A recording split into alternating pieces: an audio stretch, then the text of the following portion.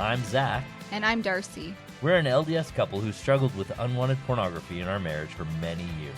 What was once our greatest struggle and something we thought would destroy us has become our greatest blessing and triumph. Our hope is that as you listen to our podcast each week, you'll be filled with hope and healing and realize that you too can thrive beyond pornography and create the marriage you have always desired. Welcome to Thrive Beyond Pornography. We're so glad you're here and we believe in you.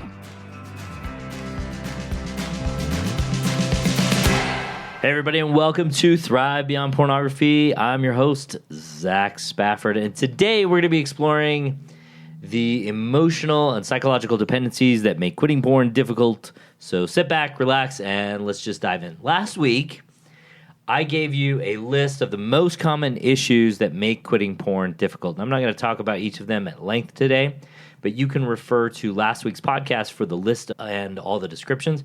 I'm just going to go through the list really quickly right here. So last week we talked about temptations and triggers. This week we're going to be talking about emotional and psychological dependency. Next week we're going to be talking about loss of coping mechanisms. Then we're going to talk about shame and guilt. Then lack of support and understanding. And then finally, episode 6 of this mini-series, we'll call it, is lapses and discouragement. So the number 2 reason why quitting porn can be difficult is the emotional and psychological dependency that often accompanies its use.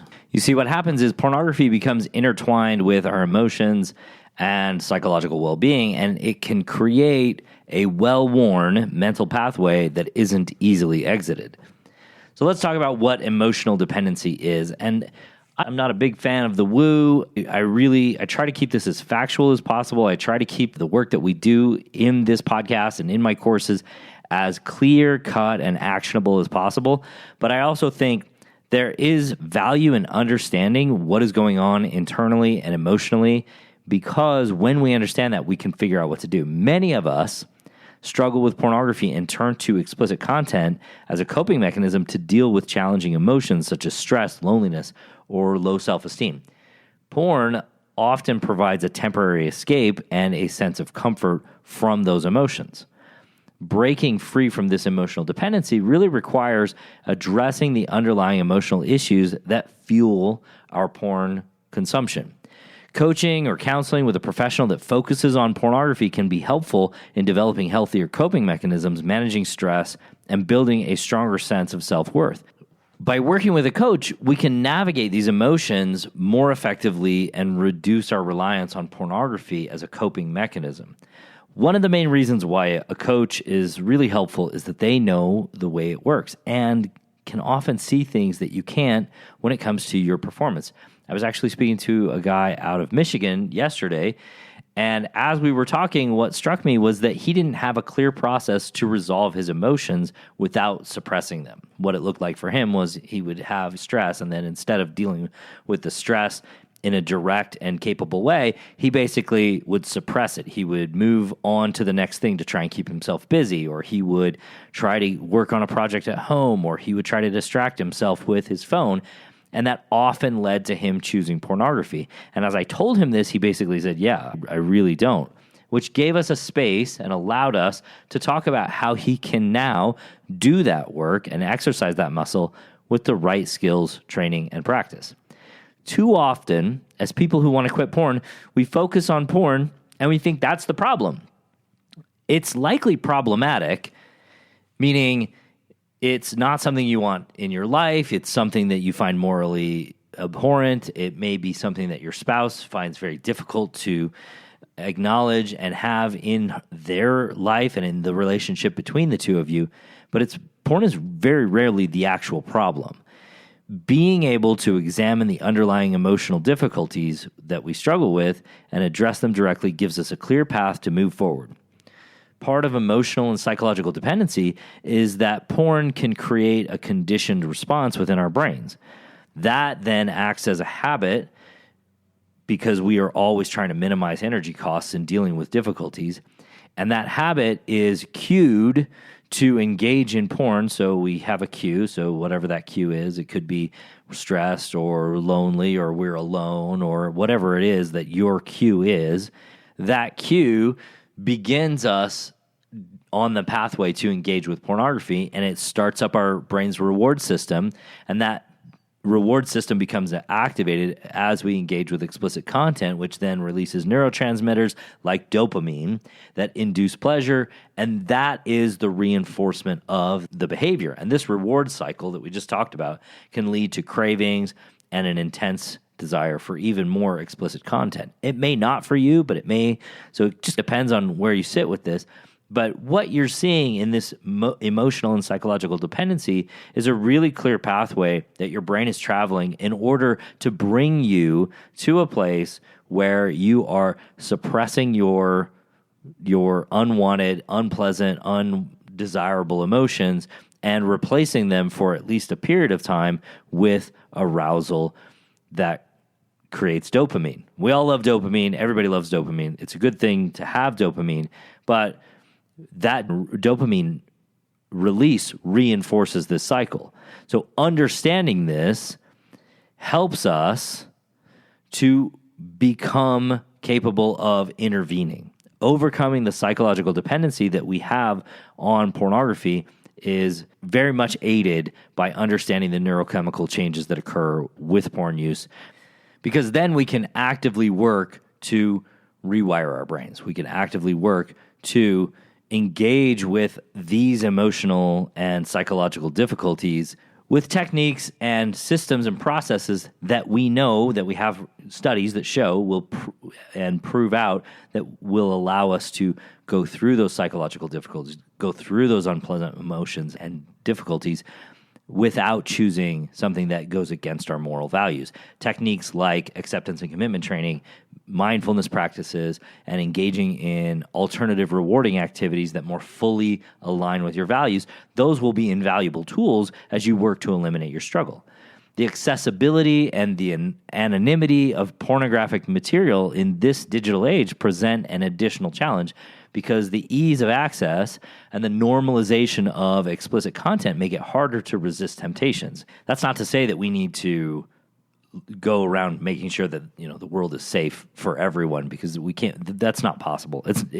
You could spend all day, every day, trying to eliminate any sort of temptation from your life, and you would fail.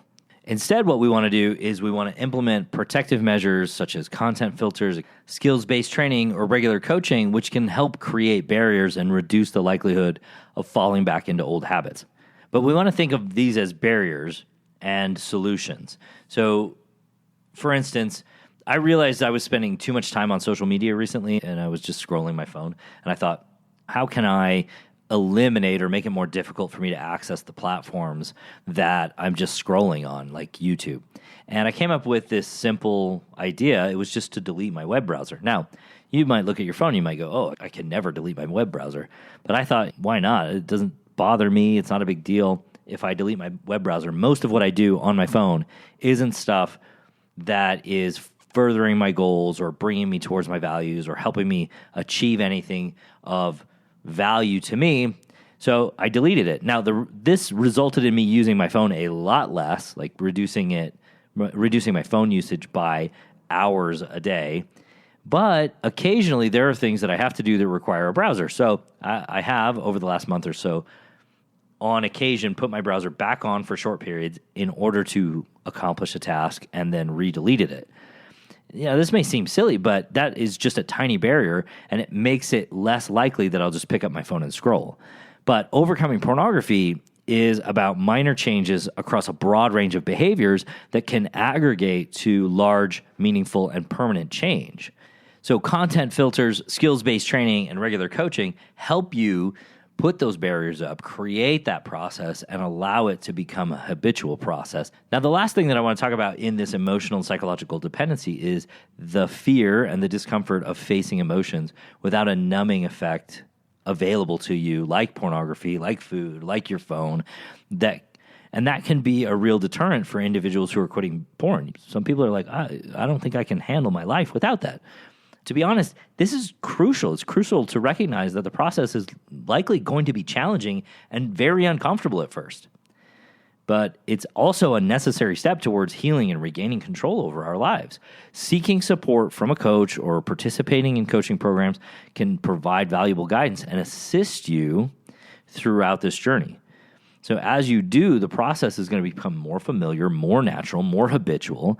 This is the difference between a willpower and motivation-based program and one that's sustainable over a lifetime. Willpower and motivation, they fade. We've talked about this before. Habits are more automatic, more deeply ingrained, and less likely to require mental energy once they're well established. But you're going to have to practice. You're going to have to practice and not game time situations. You're going to have to be willing to spend a little bit of time on this when you're not in the midst of the need. You'll have to do the work, but the work is 100% doable. Remember, thriving beyond pornography is totally possible. It requires perspective, action, and willingness to address underlying emotional issues, but it is 100% doable.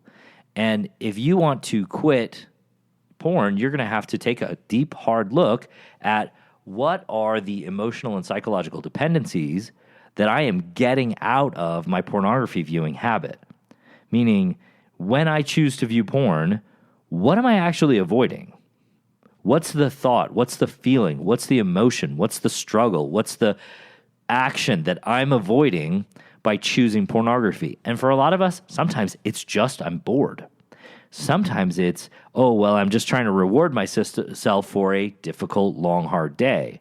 Instead of sitting there and feeling uncomfortable or feeling lonely or feeling like I'm not being rewarded, all of those things are viable things that you're going to have to look at, but you'll have to do that work. You'll have to be willing to do that work, and not everybody is.